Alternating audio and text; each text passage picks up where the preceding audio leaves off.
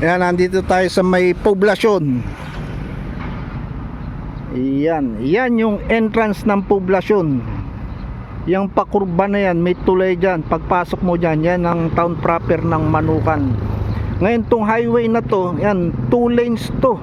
Binungkal na nila yung 1 lane. Kaya nangyayari ngayon, one way. Ano yan, give and take yan. Katatapos lang nitong, ayun, may mixer dyan sa unahan. Yan yung mga galing Dipolog. Stop sila ngayon kasi ang dadaan ngayon, ayun o, yun yung mga galing Ipil, galing Zamboanga City. Ayan, dahil 2 lanes lang. Itong ngayon ang ina-upgrade tong section na to, tong papasok ng poblasyon, kasi 2 lanes. Pero hindi, wala pa siyang widening. Ewan ba't di pa nila ginawa ng widening. Kasi yung kurbada na yan, pagkatapos kurbada, tulay. Pagpasok mo ng tulay, ano na yan, 4 lanes, 2 lanes kabilaan. Pero itong dito sa harapan ko, 2 lanes pa lang. Ewan ba't ginawa nilang ganyan. Dapat sinabay na nilang widening yan eh. Ayan na yan oh.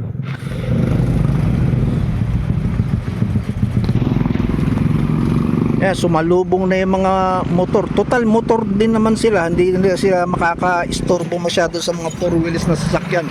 Ito, go signal na yung galing Dipolog. Ayan na yung mixer oh.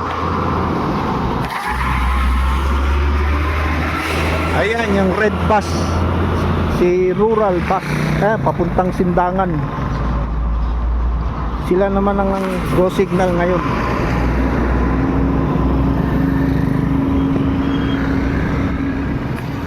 May dump truck pa oh. Ito yung naghahakot ng mga materials na binakbak.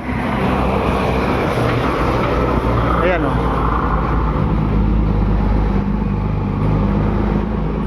Etong area to, itong binungkal nila, meron akong video na in-upload noon dito last year, mga bandang October ata yun. Nag-ispalto sila, skin patching sila kasi itong area to lubak-lubak. Ngayon, ispalto nila ng for maintenance purpose lang.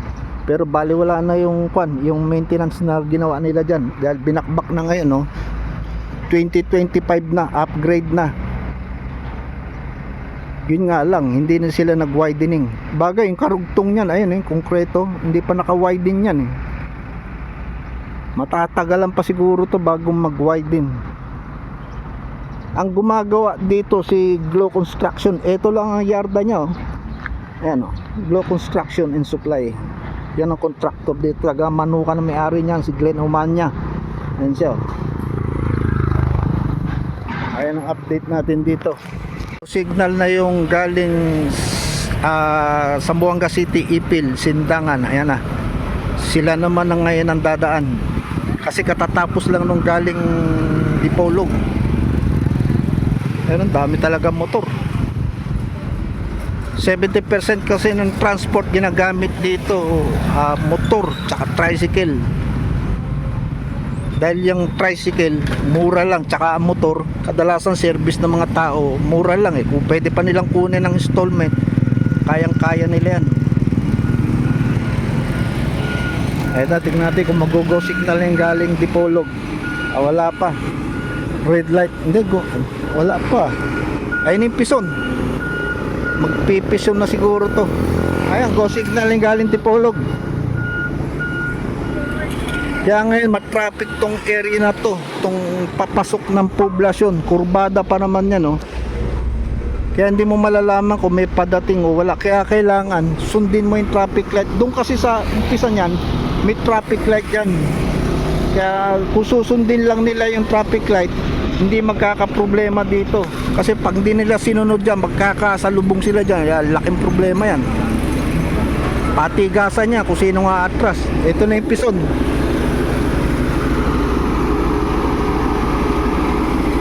Meron pa ambulansya.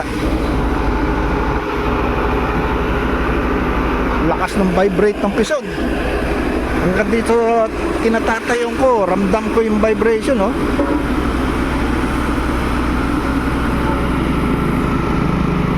Ayan ang update ngayon natin dito sa Manukan.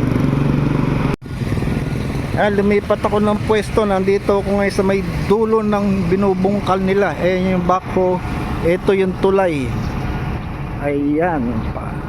Yan na ang kwan. Yung pagpasok mo ng tulay sa, yan ang town proper ng Manukan. Yan ang poblasyon, sentro. Kaya medyo matraffic ngayon dito. Itong sitwasyon dito, bigayan. Sa bagay may traffic light naman eh. Pero itong mga motor sumisingit-singit to. Kasi madali lang mo sila makatabi kung sakaling may makasalubong. Ang daming kwan ni AJ Agribet feeds para sa baboy. Ayan na. Hanggang dito lang muna siguro tayo. Ayan, go signal na yung galing Sindangan, Zamboanga, Ipil going Dipolog. Green light na sila kaya sila naman ang dadaan. Ayan, puntahin dun.